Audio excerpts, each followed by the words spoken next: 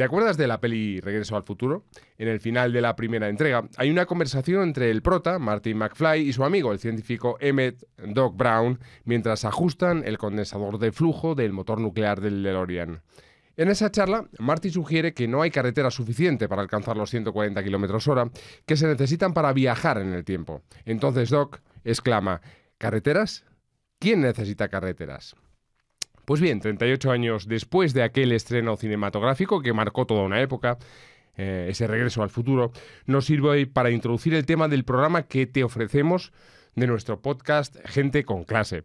A nosotros y a nosotras, a pesar del fallo predictivo, o precisamente por ello, se nos ha ocurrido que en vez de coches nucleares que vuelen, lo verdaderamente innovador y disruptivo para ganarnos un sitio en el futuro son los medios de transporte que reduzcan, en buena medida, nuestra huella de carbono y hagan posible una movilidad sostenible. Según la Agencia Europea de Medio Ambiente, el transporte representa 1/3 del consumo de energía final de los países miembros de la Unión Europea y es responsable de más de 1/5 de las emisiones de gases de efecto invernadero en el viejo continente. También es responsable de buena parte de la contaminación atmosférica y acústica urbana. A la vez, lo dicho, el transporte es un sector de gran importancia para la sociedad y la economía y alcanza el 3% del PIB. Permite el intercambio de mercancías y el desplazamiento de personas, así como el acceso a bienes, derechos y servicios.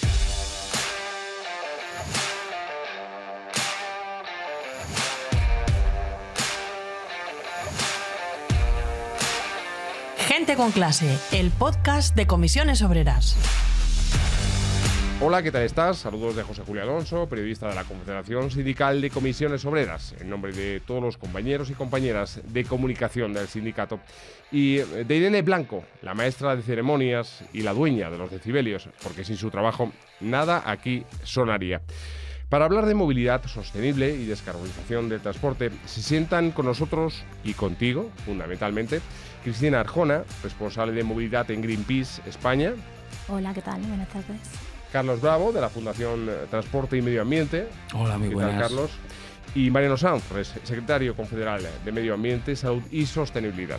¿Cómo estamos? Muy buenas tardes.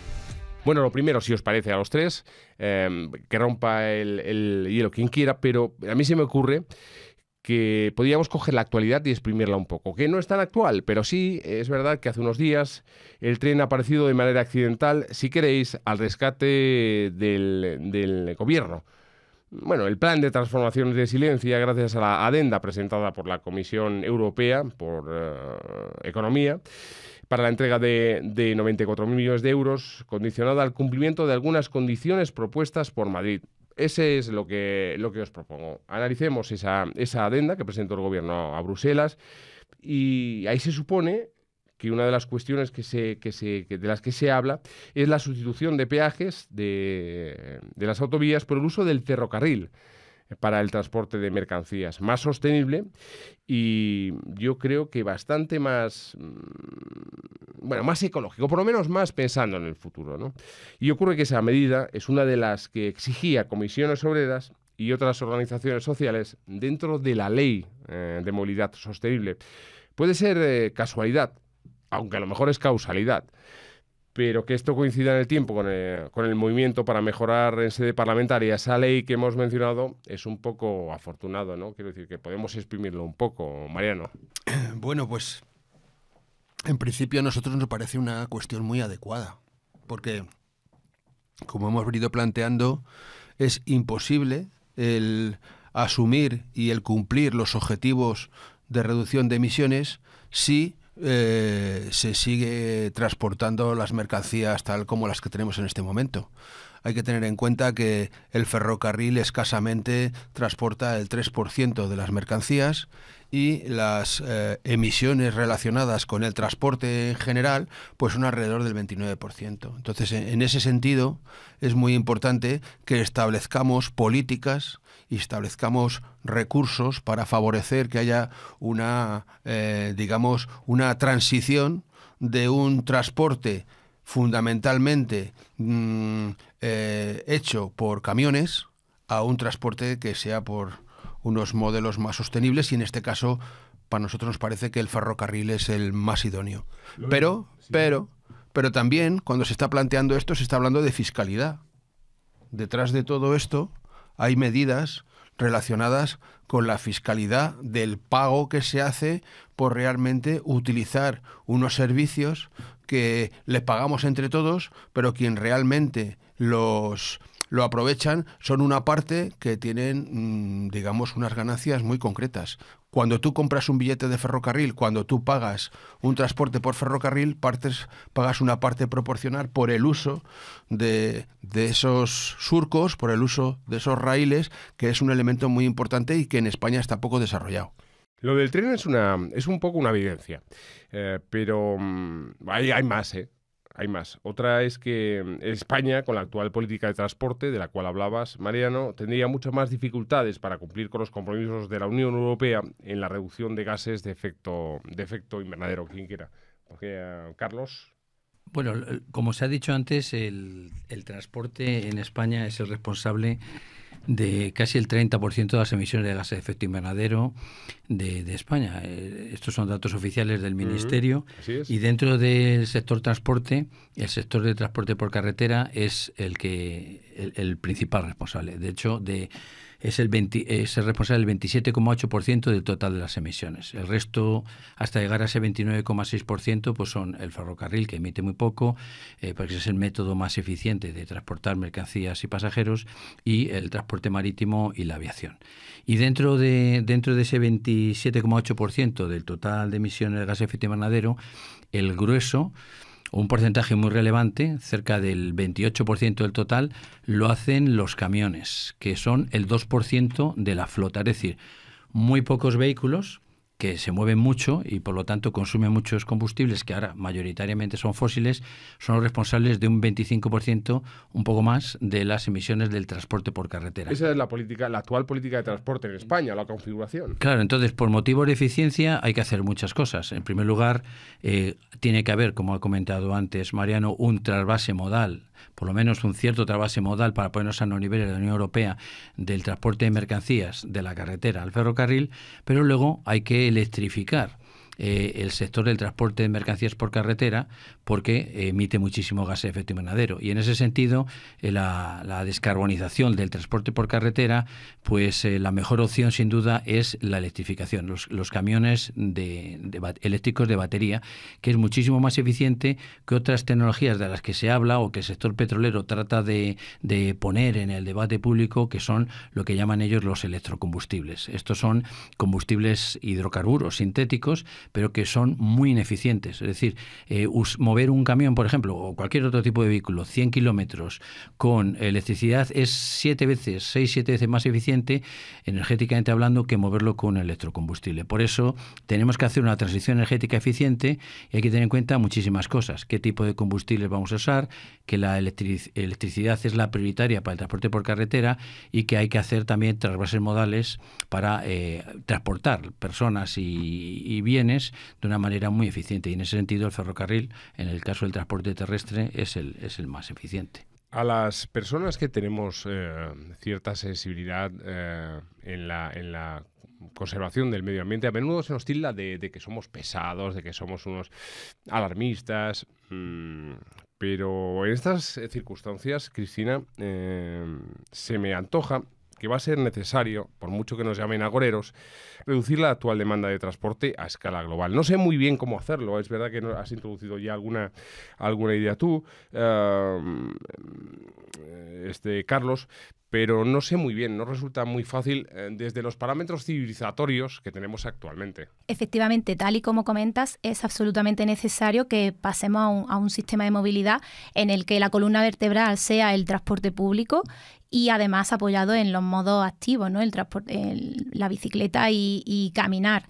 Venimos desplazándonos por encima de nuestras posibilidades, es decir, hemos llevado esta situación nos ha llevado la situación a un urbanismo disperso en el que las distancias que necesitamos para desplazarnos son cada vez mayores, a un turismo desproporcionado que también implica un abuso de los viajes, ¿no?, que estamos haciendo, incluso también en los viajes de empresa. También en muchos casos estamos hablando de viajes de trabajo que se podrían sustituir en muchos casos por reuniones online. Entonces debemos transformar el sistema de transporte y los hábitos de movilidad de la ciudadanía, y quizás es más fácil de lo que pensamos si también van acompañados de otras medidas que apoyadas, ¿no? Pues desde el urbanismo también, y desde la concepción del espacio público, de la concepción de las ciudades, de la concepción también del estilo de vida, ¿no? Y del trabajo. Sí, verdaderos cambios civilizatorios que, como estábamos diciendo.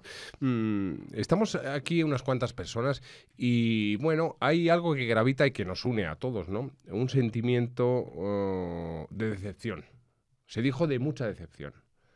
Mucha decepción cuando hace meses se presentó, conocíamos en toda su extensión, el proyecto de movilidad sostenible que llegó al Congreso de los Diputados, y se hablaba de falta de coherencia.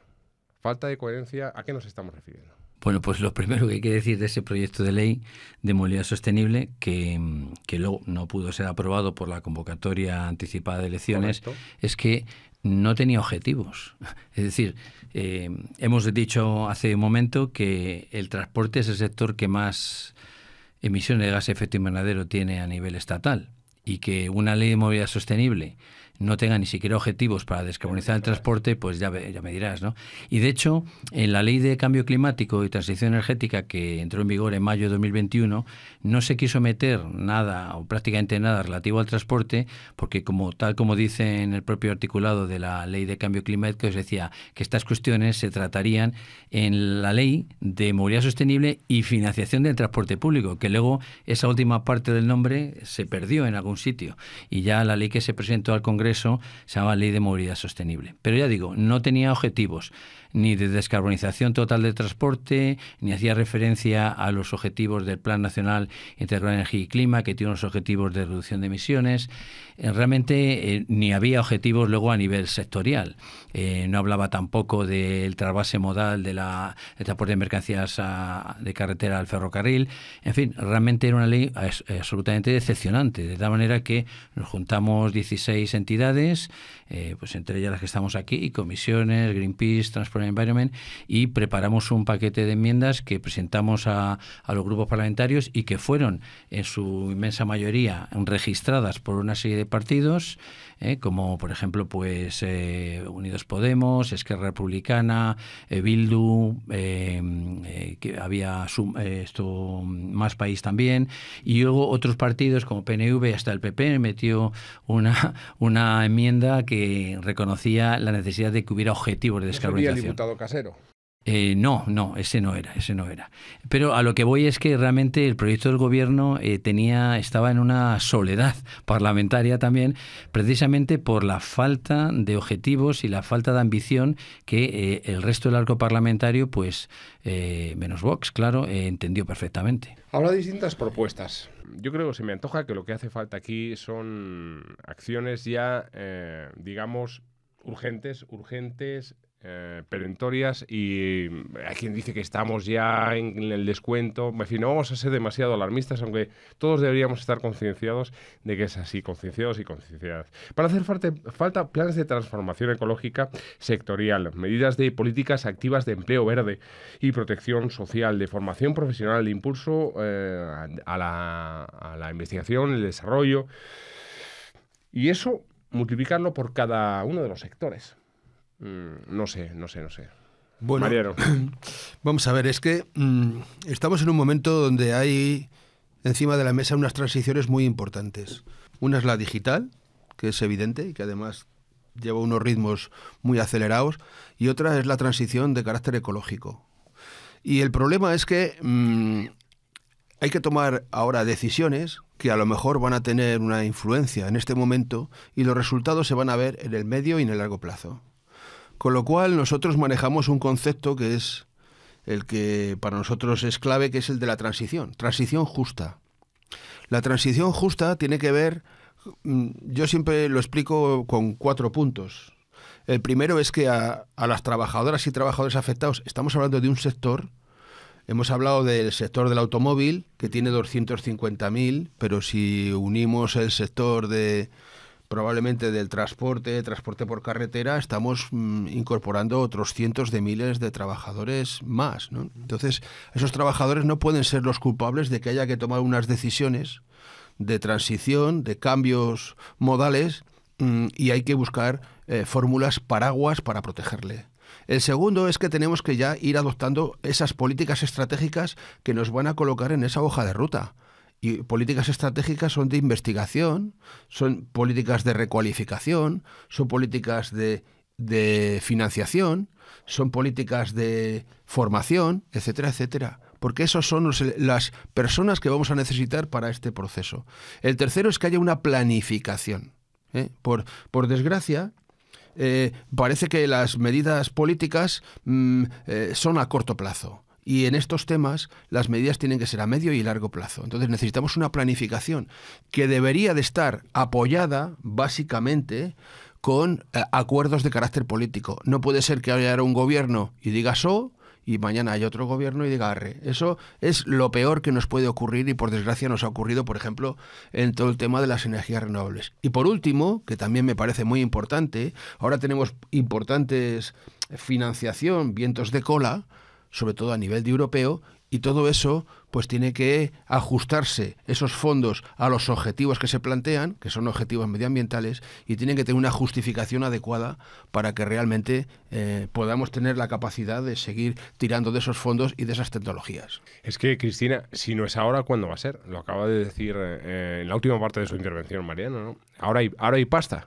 ahora hay pasta.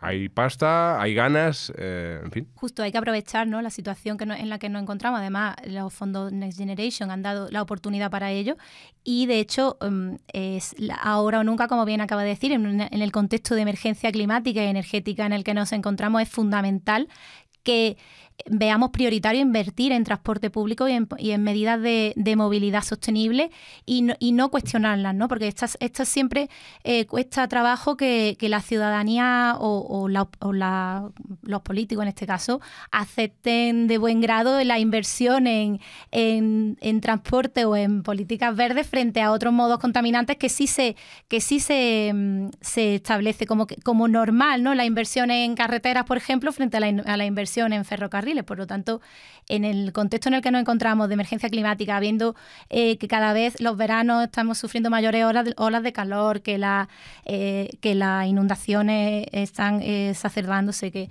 es decir, son consecuencias claras del cambio climático, del cual el transporte, como bien ha comentado Carlos antes, emite alrededor de un 30% de las emisiones que están provocando este cambio climático.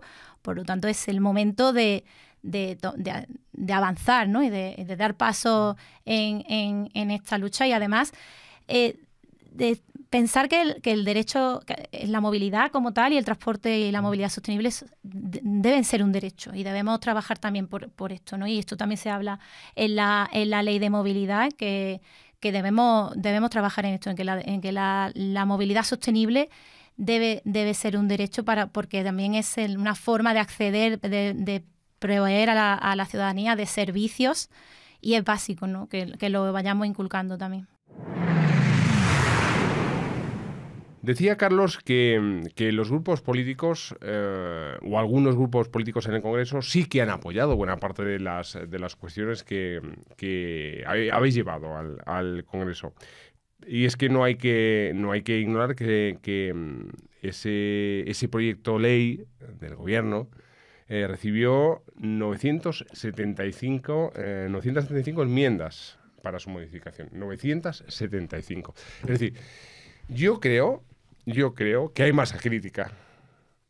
Hay masa crítica. Es decir, la sociedad española está esperando un movimiento y este debería ser ya un movimiento claro. Desde luego, recibió un número inusitado de enmiendas, lo que demuestra claramente la poca calidad, por decirlo de alguna manera, que tenía ese proyecto de ley, porque suscitó un número de enmiendas que yo creo que solamente fue superada en esta legislatura por la ley de vivienda, que también recibió muchísimas.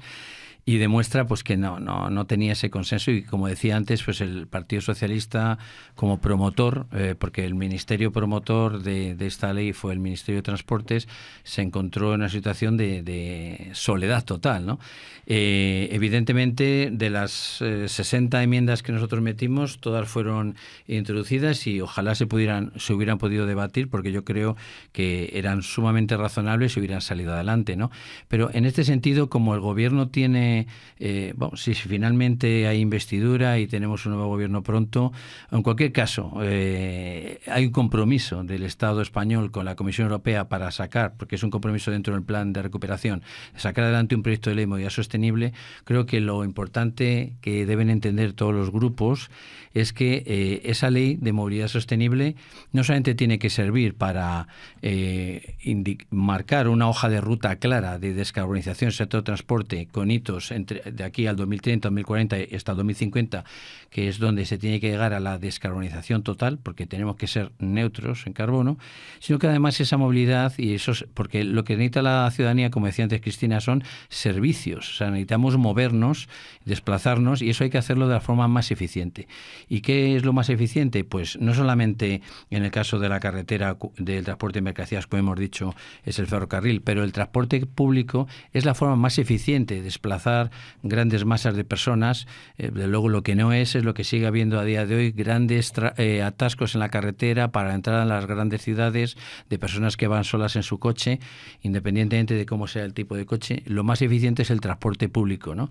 Y también hay otras medidas de transporte o de evitar transporte, como es el teletrabajo y otras, que son medidas de eficiencia. La ley tiene que tener como eje prioritario la eficiencia energética en todos sus aspectos, y eso sería muy importante para poder avanzar rápidamente hacia la descarbonización con el menor coste posible y, desde luego, con los mínimos impactos ambientales. Y también, como decía antes, es muy importante que la ley recoja la financiación del transporte público. Eso es importante. Y la ley había olvidado también esa parte. Con lo cual ahora, digamos que estas tres hitos principales, que sea una ley que permita descarbonizar el sector del transporte de forma rápida y progresiva, que ponga la eficiencia como primer eje fundamental, transversal en todos los modos de transporte, y luego que haya una buena financiación del transporte público. Esas son las claves de la nueva ley que tendría que salir en esta legislatura. Sería bueno también ocuparse del tema de la fiscalidad, ocuparnos también del tema del medio rural, de la inclusión geográfica de la España vaciada o en vías de vaciarse. Tampoco se dice mucho de esta cuestión y se echa en falta. No, porque la movilidad parece que solamente se centra en las grandes ciudades. Y los que somos o trabajamos aquí en Madrid parece que solamente es en Madrid. Y es evidente que hay que dar respuestas a la movilidad cotidiana y a la movilidad convencional.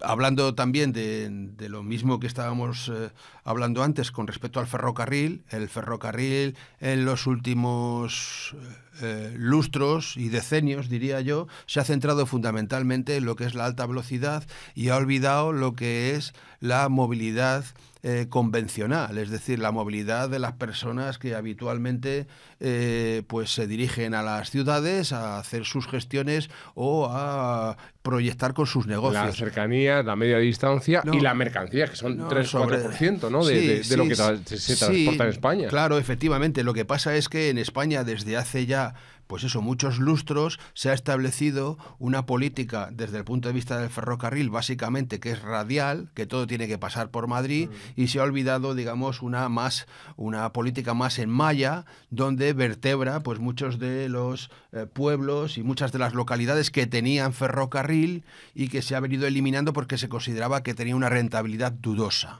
En este momento, por ejemplo, se siguen cerrando líneas de ferrocarril. La que se ha anunciado últimamente es la de que va desde Montiel, Valencia, hasta Aranjuez, pasando por Cuenca, una línea que consideran que no es rentable y a la cual, por ejemplo, Comisiones Obreras, junto con otras organizaciones, hemos denunciado y hemos establecido un contencioso administrativo para que se paralice y para que se ponga en funcionamiento, porque se ponen estas líneas, no tienen rentabilidad porque no se ha invertido en ellas y porque no se han desarrollado unas políticas comerciales adecuadas para tener ese desarrollo muchísimo más adecuado, ¿no? Y en ese sentido, pues nosotros creemos y debemos que no puede haber una movilidad, un derecho a la movilidad, si no hay opciones a que haya otro tipo de movilidad que no sea exclusivamente por el coche. Y el ámbito rural, desde luego, está muy abandonado y además nosotros creemos que una buena comunicación es un elemento clave para un desarrollo muchísimo más eficaz de estas zonas. Bueno, vamos a pedir Estamos ya en la pista de aterrizaje, pero vamos a ser un poco... Algunos objetivos concretos, Cristina, sí que se necesitan y sí que casi que algunos los podemos enumerar. Pues sí, primero, la ley de movilidad debe de contener objetivos claros de descarbonización, porque como hemos hablado, para llegar al cero neto en 2050.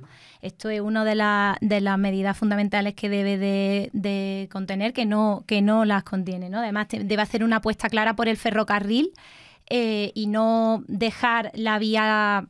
como la deja hasta el momento, deja vía libre a la supresión de líneas de ferrocarril como se está haciendo hasta ahora y como acaban de comentar los compañeros, que es inadmisible que se sigan cerrando líneas de ferrocarril en la actualidad.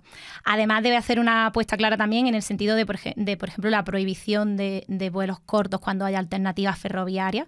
Está claro que el avión es el medio de transporte más contaminante por pasajero y kilómetro y no se debe seguir fomentando no se deben de seguir apostando por este tipo de Eso es una medida que puso en marcha Francia. Así es. Que se ha hablado ahora en el pacto, También de actualidad. En el pacto de posible gobierno, si hay investidura. Y que, joder, yo veo que la gente, en general, yo los talibanes de lo suyo no me voy a meter ahí, pero en general han naturalizado con cierta normalidad. Es decir, lo de los aviones, es verdad que no va a tener una afectación enorme en las líneas aéreas españolas, es verdad, ¿eh? Pero bueno, la gente sí que lo ve con cierta normalidad, ese tipo de medidas. No parece que seamos tan marcianos. De hecho, deberíamos aprovechar, por ejemplo, esta excelente red de alta velocidad que tenemos para poner en marcha medidas como esta, porque está claro, bueno, ahora mismo hablan de las de 2 horas y media, de alternativas de 2 horas y media en tren. Nosotras en la ley, en las alegaciones que hicimos, propusimos 4 horas, porque consideramos que son de distancias de desplazamiento perfectamente asumibles y que no tardas más haciéndolos en tren que haciéndolos en avión. Por lo tanto, y reduciríamos muchísimas emisiones. De hecho, hace poco acaba de sacar también los compañeros de Ecologistas en Acción un estudio que habla de hasta 300.000 toneladas de CO2 al año, con lo cual eso sería un importantísimo ahorro de emisiones que podríamos tener con medidas como esta y que también, gracias al trabajo de las organizaciones ecologistas, sindicales y sociales, pues está cada vez sobre la mesa y es un trabajo de divulgación y que a lo mejor hace 4 años era una medida radical que nadie consideraba y ahora es perfectamente aceptada. Ocurre que las medidas radicales, cuando hoy son radicales, son el motor, un poco motor del cambio positivo, un poco motor de la historia. Vamos a ponernos grandilocuentes. ¿Os imagináis por un momento que dentro de 20 años, la movilidad en España es como la vislumbramos hoy? ¿Dónde estaría entonces España? En el contexto mundial, A mí se me ocurre que sería, bueno, pues no sé si un ejemplo, porque, a ver, un ejemplo, pero estaría a la vanguardia, sin duda, ¿no? Hombre, ahora mismo España está en unas condiciones excelentes para descarbonizar el sector del transporte, especialmente a través de la electrificación del sector de la carretera, porque afortunadamente carecemos de petróleo y todo esto, pero tenemos sol, viento, energías renovables que nos permiten generar electricidad y podemos utilizar esa electricidad para descarbonizar el sector del transporte. En la carretera, claramente a través de la electricidad, es decir, los vehículos de batería. De los camiones, Carlos. Yo leí el otro día los camiones de hidrógeno. Pero, y el hidrógeno en España parece que está reclamando, no sé, su hub, como dicen los... Sí, está muy de moda lo de hub. Bueno, el hidrógeno tiene muchos colores, ¿no? Supongo que salen por ahí, pero vamos a hablar del hidrógeno verde, que es el que se produce rompiendo la molécula de agua en hidrógeno y oxígeno con electricidad renovable. Ese hidrógeno verde, si se utiliza es un vector energético y se utiliza para producir energía es cero emisiones, porque como se ha utilizado energía renovable para producirlo y... No hay emisión, en la producción tampoco hay vidrio. Lo que pasa es que el hidrógeno es un vector energético muy importante para algunos sectores, por ejemplo, para la industria del acero, que ahora está utilizando hidrógeno marrón o negro que viene de hidrocarburos. Podría producirse acero verde, si, llamémosle así, utilizando hidrógeno verde.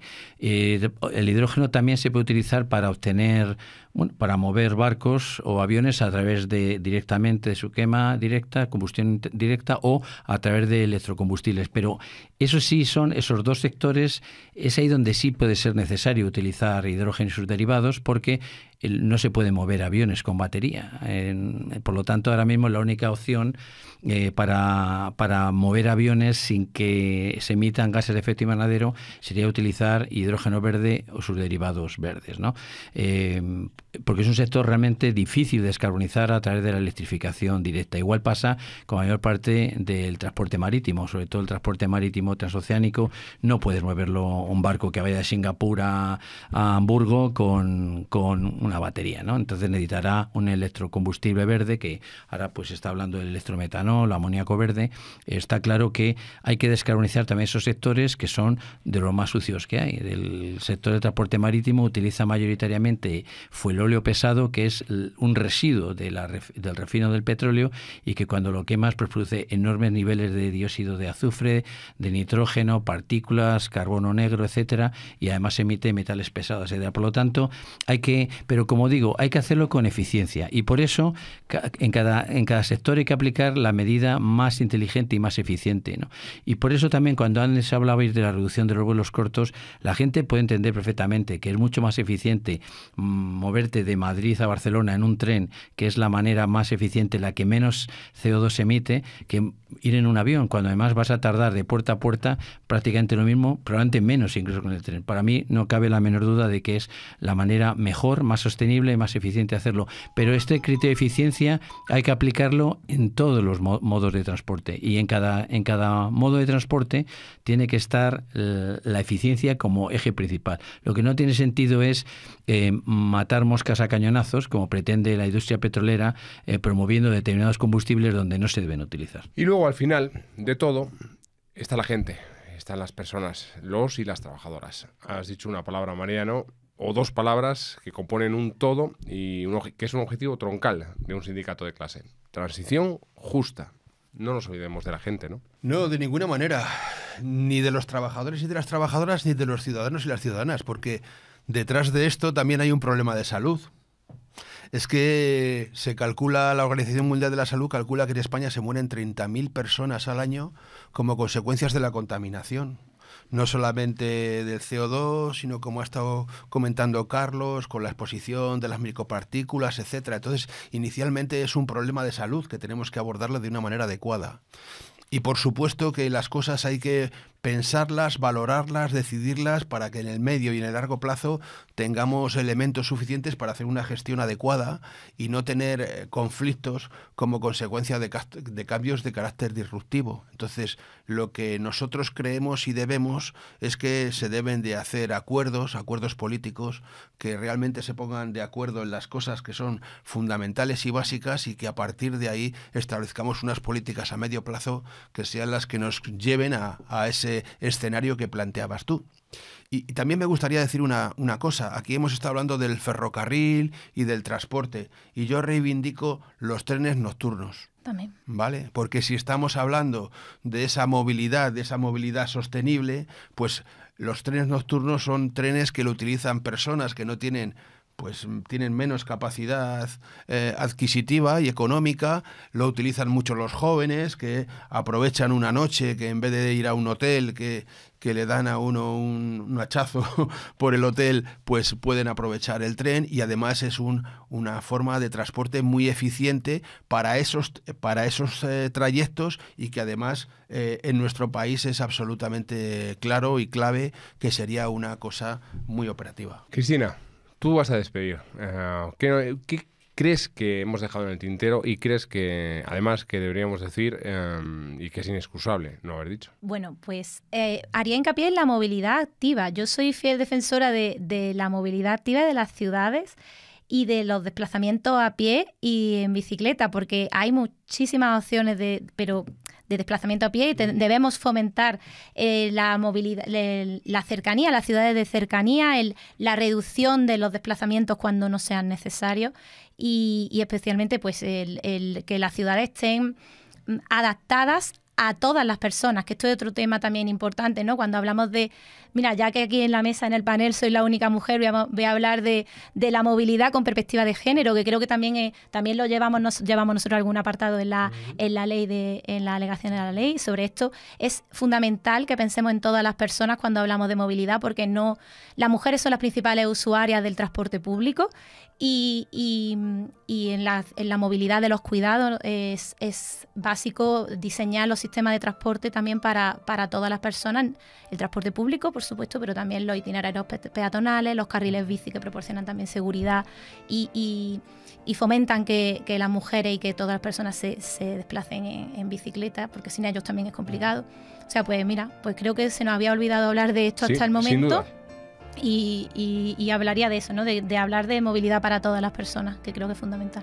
Muchas gracias, Cristina Arjona, responsable de movilidad en Greenpeace. Gracias. Por acompañarnos. Gracias a Carlos Bravo, de la Fundación de Transporte y Medio Ambiente. Muchas gracias a vosotros. Agradecido. Y Mariano Sanz, secretario confederal de Medio Ambiente, Salud y Sostenibilidad en Comisiones Obreras. Enseguida preparamos el siguiente. Sin ningún problema. Vale. Profundizamos en lo que quieras, Julio. Gracias. Cuídate, sobre todo a ti, cuídate mucho, ¿vale?